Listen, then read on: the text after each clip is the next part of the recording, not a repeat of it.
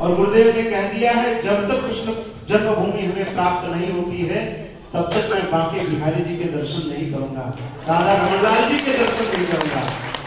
और एक निवेदन केवल करना है पूज्य ठाकुर जी के चरणों में, तक अयोध्या जी में भव्य दिव्य राम मंदिर नहीं बनेगा तब तक मैं यहाँ पर श्री राम कथा नहीं सुनाऊंगा। और लगभग 15 वर्ष से लोग पीछे पड़े थे, गुरु जी आप अयोध्या जी में एक कथा दीजिए, लेकिन गुरु जी ने अयोध्या जी में एक भी आयोजन नहीं किया, एक भी कथाएं नहीं की।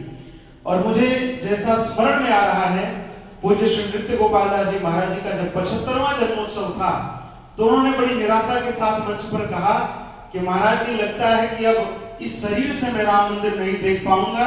उसमें गुरुजी ने हाथ में लौंग लेकर कहा था वहां पर भरे मंच में कि मैं अपने भजन की शक्ति से कह रहा हूं कि आपको इसी शरीर से भव्य दिव्य राम मंदिर में दिखाऊंगा।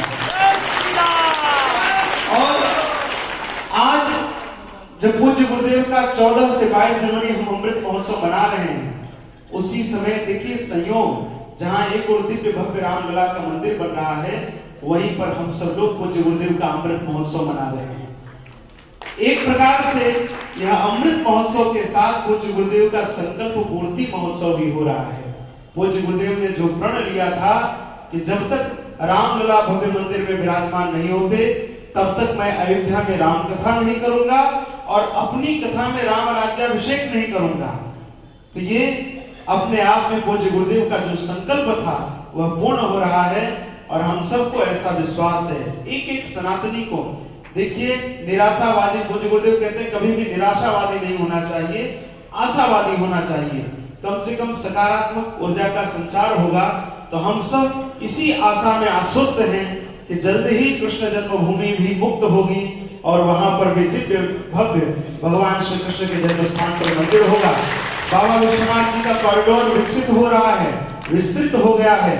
आप देखिए, एक और कहां लाखों की संख्या में लोग विश्वनाथ जी के दर्शन करते हैं और दूसरी ओर जो मस्जिद है वहां पर सुरक्षा बलों के अतिरिक्त कोई नहीं रहता है।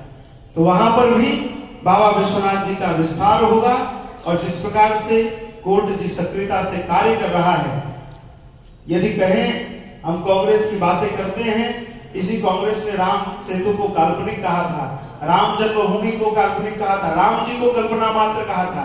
उस समय भी गुरुदेव ने मनमोहन सिंह जी को पत्र लिखा था, वो प्रधानमंत्री थे।